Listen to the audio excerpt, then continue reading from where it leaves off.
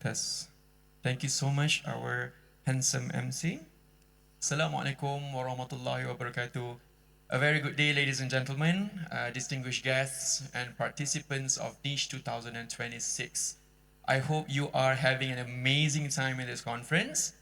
Um, Welcome to today's academic forum entitled Beyond Halal Food, Creating Meaningful Muslim-Friendly Travel and Well-Being Experiences. So yesterday we have participated in different sharing sessions by experts, industry players, and policymakers on halal itself. So this actually shows a growing interest and increasing economical interest in halal, not only in Muslim community, but to the global consumer as a whole.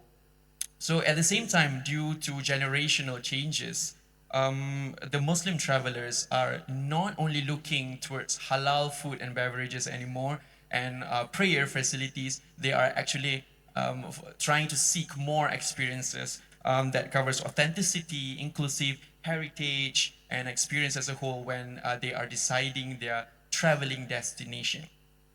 So this is where Muslim-friendly term comes in. It is amazing how we see yesterday from the sharing sessions in halal topics that these industrial players are actually adopting this Muslim friendly in their services and trying to comply or accommodate Muslim travelers, aligning with Islamic principles.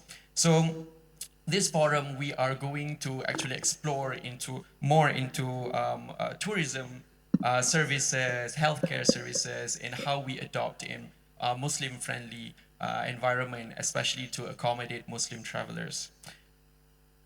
So we are privileged that we are joined with these three beautiful ladies on stage. Thank you so much. It's actually vibrant. Their energy is radiating towards me because I'm the only guy here. So it's making me shaking a bit.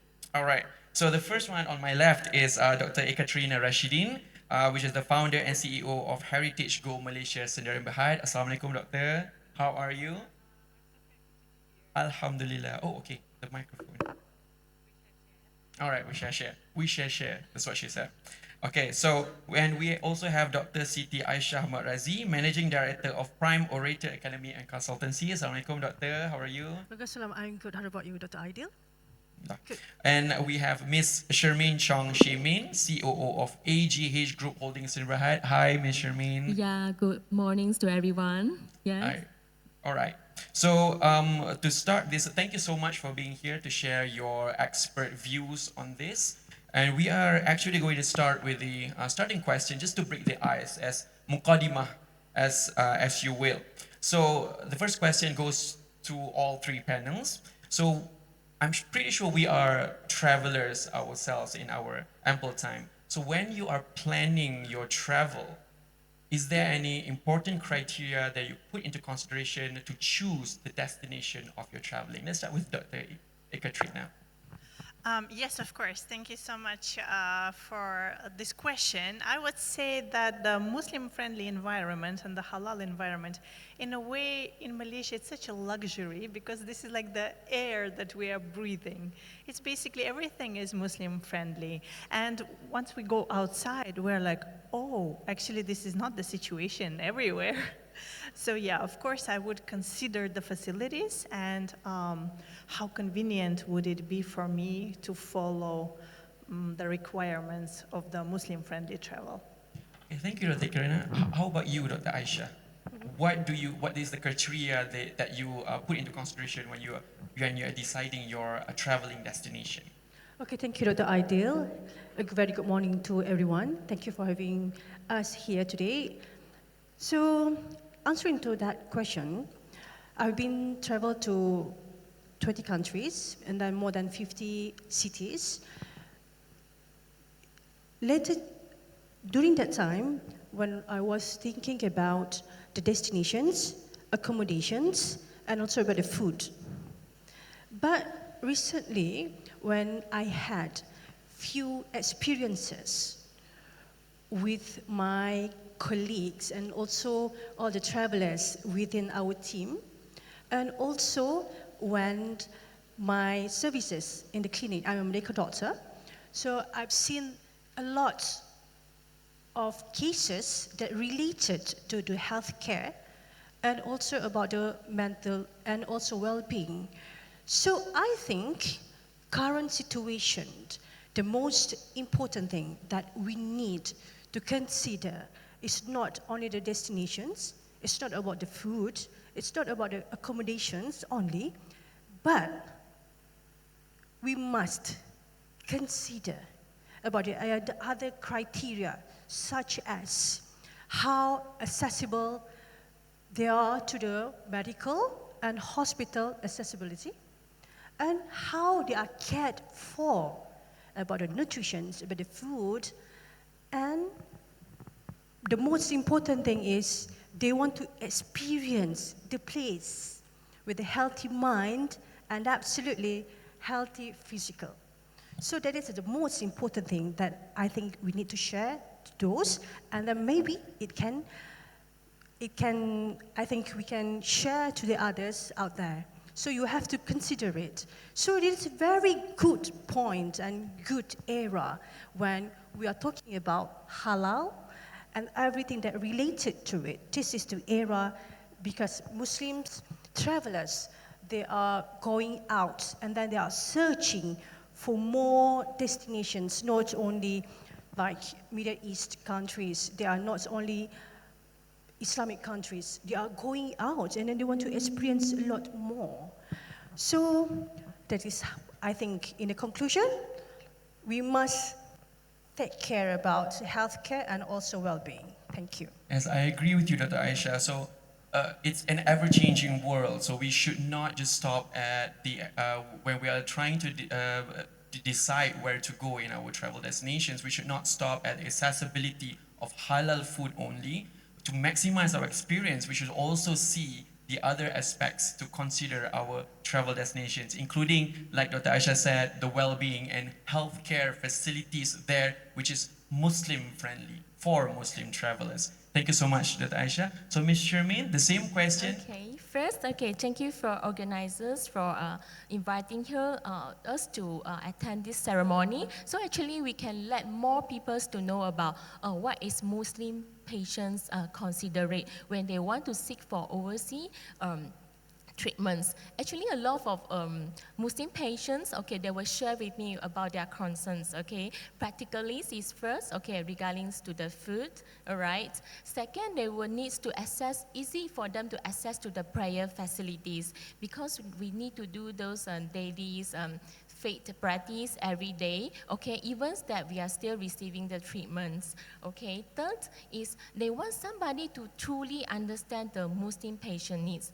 For them, actually treatment is not everything, but Muslim-friendly service actually can make them have peace of mind. Understand they feel that comfortable during the whole journey, being understanding about their needs, so that they don't need to worry so much on all these kind of daily needs, and they can focus on treatment and the recovery outcome. So for us to link them to a really good Muslim friendly hospital is very important because it will actually improve the outcome of the treatments. Exactly, Ms. Shermine. I agree with you that we should understand more. Actually, we have to do more of these sort of conferences to actually educate the community about Muslim-friendly term. It's not just about halal. According to halal certification, it's about Muslim-friendly. It is a different scope than halal, but that is an aspect that we should look into when we are deciding our healthcare center, for example. All right. Thank you for that is just the Mukaddimah, and that is already a lot of information there. So let's start with the first question, Dr. Ekaterina. So beyond halal food and prayer facilities, so what do you think, what experiences create the strongest impressions among Muslim travelers? I would say on my side that maybe I am one of the few present here who has experienced traveling both as a non-Muslim and as a Muslim revert. And I would say that there is one thing that unites both of the experiences, and most of my travels I did as a non-Muslim. So I've traveled quite a lot, and around maybe 35 countries, and I've only become revert not so long ago. But both case scenarios, I would always look for interesting experiences. And now being blessed to become a content creator here in Malaysia, of course I travel for stories. And I suppose that most of us do. Actually, we're traveling for a connection, because the times where people would go to take a photo only are gone. Now we have the AI, and with the emergence of AI, we can place ourselves next to the Eiffel Tower, next to the Colosseum, or to any miracles and wonders of the world that are even long gone. So you can imagine anything through AI. What you still cannot imagine is the human connection.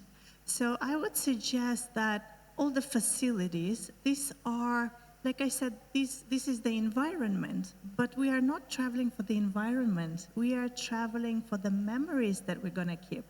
We are traveling for the photos we're going to take with the local people.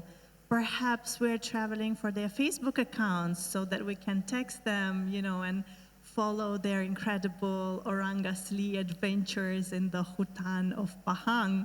So this is what we are looking for. And by the way, I've traveled to an amazing destination in Pahang, in Taman Negara. I was surprised that even in Taman Negara, there are masjids and saraos in the, like in the hutan hotel and hostels. I think that's amazing. But of course, we make all the way to Jerantut, not for the surau. We make it to meet the orang asli, to take the river boat ride, right? And of course, having the peace of mind that we'll be able to keep to our faith there is priceless. That actually brings me to the second question for Ekaterina. Have you ever felt more welcomed in a non-Muslim country than in a Muslim majority destination? I would say that hospitality and Islam have a lot to do together. And I have interviewed over maybe 50 or 60 expats and foreigners traveling to Malaysia. You can find many of those interviews on my page, Go Malaysia. And most of them, like 95%, agree that Malaysia #1 attraction is not even food, because for the Westerners, food is like not the #1 as it is for Malaysians. The best that they find here is people. And in a way, I think that the multiracial society and the harmony that is possible in Malaysia has a lot to do with the faith, both Muslim and non-Muslim, but this peacefulness that Islam brings, I think and in a way, less of stress, when a Muslim makes a prayer 5 times a day, we don't have so much space for stress in our lives anymore, right? So I think that goes a long way. I wouldn't particularly say that I have been to any other country that would be friendlier than Malaysia. MashaAllah. Like Dr. Ekaterina said, when people decide for a destination, they're not only thinking about the food, sometimes they think about the place that they will be staying in, like you said, like in the forest, meeting orang asli and stuff. And this brings to my question to Dr. Aisyah. So when travelers plan a trip, they don't only look at the food, what they have there, the accommodation, where they will be staying. So how important is health and well-being in shaping the overall experience of these travelers when they only think about the other things, accommodation and food and stuff? So how important is health and well-being here they should think about when they decide their destination? Thank you, Dr. Aidil. Health and well-being, both combinations are the fundamental of traveling, not nowadays, but previous years as well. Why? I'm giving you one example. Last 4 years, I went to Pakistan. We have 44 travelers with us. We have the smallest one, he was a toddler, about 3 to 4 years old. And then we have Aidil. Aidil, I think about 70s, in their 70s or 60s. We've been there for 11 days and 9 nights. So we were traveling from Islamabad to the northern of the Pakistan. And then we traveled throughout the Karakoram Highway. It was in May of 2022. It was expected to have like the beginning of the summer, but we didn't realize that the climate changed had been surrounded us on that times. So when we travel at the Karakoram Highway, we can see the Indus River, we can see all the mountains, K2 mountains, we can see the Nanga Parbat mountains, we can see all the beautiful mountains and river, but because of the weather, it was so scorching hot. So 75% of our travelers, our tourists from Malaysia, they are elderly, 75%. So about 50% of them got sick. Even the toddlers, the 7-year-old kid, she got sick. And then what happened? Because they knew that there's doctors. We travel with another doctor in there. So they know that doctors in that team. So they knock my room number. And then they said that, is it doctor here? Yeah, I'm the doctor. Why? We have someone need you urgently. So I went down and then they asked, this uncle, he had already been sick and then he has been lying down for quite some time. Doctor, please check and then we will do whatever you say. If you say that he need to be hospitalized, then we go. Then I said, do you know the nearest hospital? No, we don't.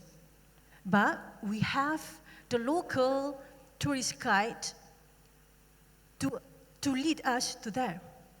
But then, eventually, I've read about Pakistan a few years back, before the time. And then it was a traveler who traveled across the continent with bicycle. So she got sick, and then she was transferred to the hospital. It was a great experience for her, but then might be because we don't know how is the facilities, how's about the medications, and then there is a legit hospital there. I'm not condemning or I'm not saying bad about that, but that is what the first thing that we can think of.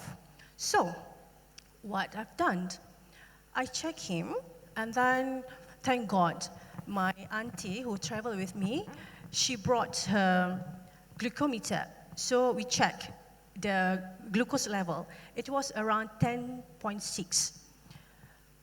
So I was thinking that it's not that bad. It's not that bad, right?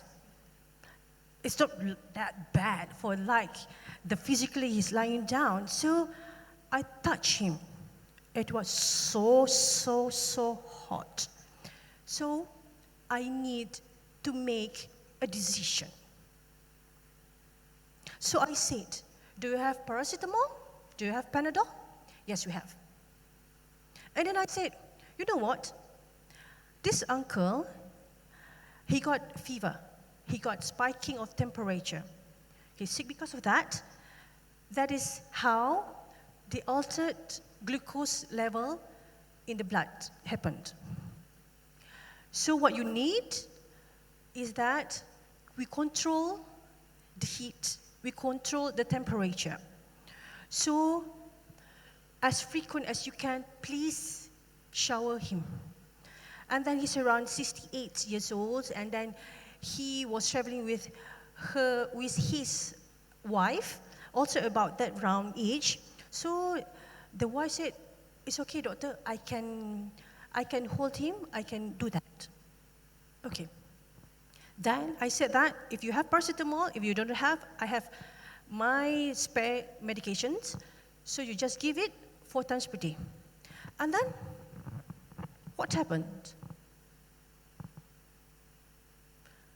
The next 2 days, I've seen him walking in the restaurant. So it means that he doesn't require any hospitalization. But then, I can see that the difference, the changes of the face of his wife. she was a bit stressed, anxiety, because she don't know what to do. But then after her husband can walk again, so I can see that she can experience like us. She can experience the beauty of the nature, and then she went to the market to buy some souvenirs. Means that health and well-being is a fundamental. They cannot create beautiful memories if they go out, want to see the scenery with a hot body temperature, or dizziness, or gastritis, or whatsoever. So it means that it's something that we need to consider, because sometimes when we travel, they are not providing us only language that we can understand. So the tourists or the tourism sector from our side needs to do that also.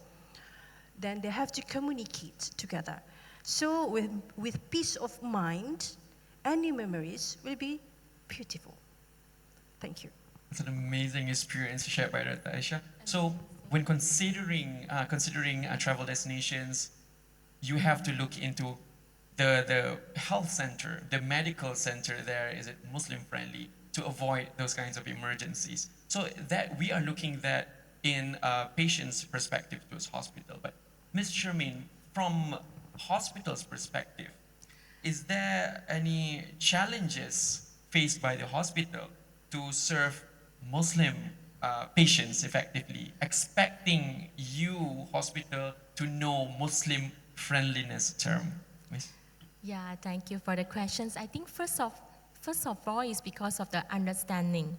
We need to, because hospital, for a Muslim-friendly hospital, they are not just focused on the infrastructures, whether how good is the equipment or how good is the medical outcome. They also have to focus that whether you are aware of Muslim patient needs, whether you are understand them as well, because they need to do the food and then the practice, the players facilities. Let's say that currently we are serving Muslim breast cancer patients. Okay, what Muslim patients' concerns is very simple, because this is woman, first this is ladies. So actually we allocate that female specialist oncologist for her, so she will feel comfortable and feel peace of mind. And then second, the whole professional team that we allocate to this woman's breast cancer patient is from the translator is also females, okay, from the radiologist, and the whole patients also are female, so they will feel comfortable when she go for treatments. And then beside that, we also allow for family accommodation. So actually her sister accompany her to fly over to China, Chongqing, China, Haijia Hospital. This is actually recognized as Muslim friendly hospital for the whole treatment. So this is just a 2 weeks journeys, but she told me that she feel being respected, because it's out of her imagination and expectations that actually we can do it so well from beginnings till to her discharge. We actually we really respect what Muslim patient needs and fulfill their expectations for the whole journey, beside treatments, for all the services and other things that we also wanted to be fulfilled, because we want them to have a peace of mind, no need to worry about whether it's compliance with Muslim practices or not, just focus on the treatments and also the recovery process. Yeah, that's all. All right, so based on experience dealing with Muslim patients in or out of Malaysia, so is there any instance where the Muslim chooses Muslim friendliness as compared to the cost, to the medical cost? So if it's higher, as long as it's Muslim friendly, they will go towards there. Is there any experience on that? Okay, for the first of all, actually they will focus on medical outcome, because anyhow they hope they are getting treated and cured from that. Second, cost will also is quite affordable for the treatment in China, and there's a good news to share about. Actually, Takaful is allowed for overseas medical treatment claims. Let's say that you actually having the takafu, you can actually do the claim and then come back claim back all the medical expenses. So cost, I think they would not really consider about the cost, but they will consider whether they will provide the halal food. The first question they ask about me is there halal food? Okay, second, you got any surah room or not, prayers room or not? I need to do 5 times practice and whatever. And I said, I know about that. I need a female doctor. I said, no worry, we will allocate for you. And then they need a translator. Okay, so we actually prepare a translator. Actually, is from Indonesia, so she can speak Bahasa. Okay, so actually, from all this experience, they make that, oh, you understand me. Okay, I'm being understand and I'm being, respected for the whole journey, that we respect the religions and cultures, not only focus on medical outcome. So the whole journeys for them is really can fulfill their expectations, because they no need to worry about all the practices every day and food concerns as well. Yeah. So we can see that the industry is actually trying to accommodate Muslim travelers or Muslim patients in terms of Muslim friendliness. So, Dr. Ekaterina, so if like a destination has met all the Muslim friendly list, but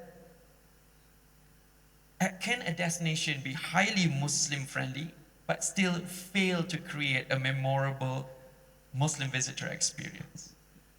Thank you for the question. I think it's a very interesting one to explore, because first of all, I'd like to say that understanding of what it means to check all the Muslim-friendly boxes is very different. As the colleagues from the previous panel have mentioned, that Muslims from Central Asia consider all non-pork restaurants halal. I can totally relate to this because I come from this culture. I am Russian by origin. So the Muslims of Russia and the Muslims of Central Asia take Muslim-friendly requirements much lighter than, and even the mazhab in this region is different.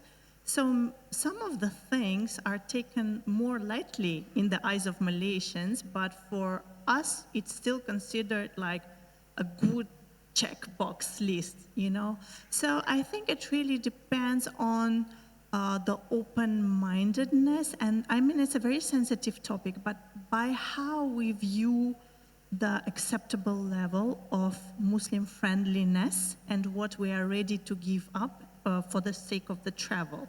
A very sensitive topic about the bathroom and the famous joke of how Muslim-friendly Malaysia is because it has a certain device that many other countries don't have. I mean, the reality is so that for some Muslim travelers, this is almost unacceptable. And we have to respect that. But for some from my region, I mean, this is totally okay, and you're not going to give up your travel because of that. So again, we really need to understand the travelers we are addressing. Of course, I assume that the Middle East is a perfect destination for the Muslims that are not ready to be flexible about anything. But then, if you want to explore the world, you have to get creative and you have to adapt in a way. So I would say that we need to use the common sense and we need to understand why we are traveling in the first place. All right, for example, when we are traveling with a family and we want to set a standard for our children, we would go for certain choices. But then when we travel alone or we travel for work, I mean, I know it's a big even issue here in Malaysia that government servants have to travel to remote areas in the Borneo, for example. It's a challenge because the infrastructure is lacking or missing in a way, which is understandable because this is like the jungle. So we really need to understand what is the purpose of our travel. And again, for me, most of the time, 80% of the time, I travel for work. So I travel for interesting content.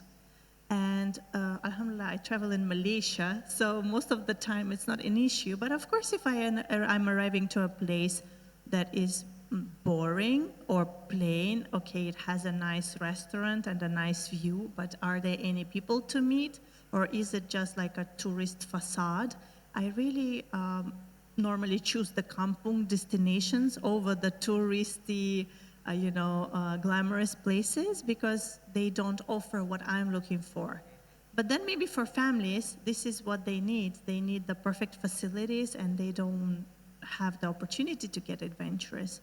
So absolutely, a destination can fail even being a perfectly Muslim friendly if the goal of the travel is going beyond of the physical comfort and peace of mind. I would say so. Yep. So, yeah, so also the Muslim travelers themselves decides actually the travel destination, whether it is adequate for their travel experience. Thank you so much. And now we are closing to the time limit of this forum. So I'm going to ask a closing question to all three panels here. The same question. If you could give one piece of advice to destinations and businesses hoping to better serve Muslim travelers, what would it be? Let's start with Ms. Shermine. I think Muslim-friendly services, right, is getting, the market is actually growing. We can see a lot from not just China and also Taiwan, Hong Kong. You can see a lot of places they are now is already fulfilled with Muslim-friendly requirement. You can see a tag outside of the restaurants or even hotel. That means that actually Muslim-friendly services is actually become upcoming needs. Then if you really have fulfills all these requirements, not just halal, also Muslim friendly, actually you can eventually, and we understand the Muslim travelers and also patients' needs, actually we can build the trust. The trust eventually is that we can build the trust among all the Muslim travelers as well. And but at the end, okay, eventually, then the business will be growing as well. Because at the end, it's just, if we talk about the business, yeah, I think here is the market. We can see the populations from Indonesia, all the demandings, yeah, even from the Middle Easterns, Brunei and Malaysia, they are all going out. Yeah, it's become a global trend already for Muslim-friendly services. It's not just for Malaysians, I think it's for global trend. Yes, exactly. And it's not limited to Muslim community. Now it's like it's taken by the global consumers as well. So Dr. Aisyah, do you have any advice on this? Advice on destination and businesses hoping to better serve Muslim travelers? Thank you, Dr. Aidil. Be in their shoes. And then you have to experience yourself first. Then you can provide the services to others. They wanted to be seen. They wanted to be feel. And then they want to have peace of mind. And then when we are talking about businesses, travelers, or the world nowadays, we are talking about human, about people. So the trust, when the trust is there, we can get repeated customers every day, every week, every year.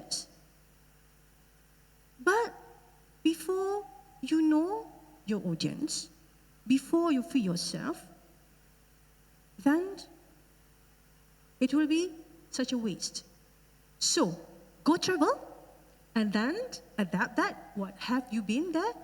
What you want to improve, and then apply it in Malaysia, because we have very beautiful destinations, and then we have good people here. Why not? We serve the others, and then we show them how beautiful Malaysia is. Okay, thank you.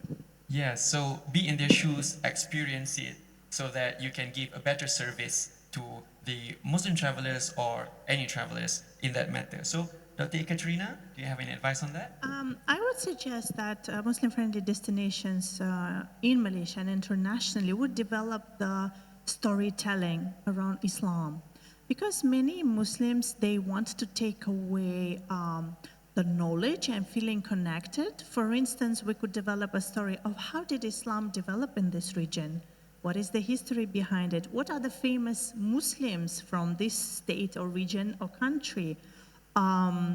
These kind of references create a kind of a storyline that make people feel connected, especially if you have Muslim travelers that are from different countries, from different mazhab.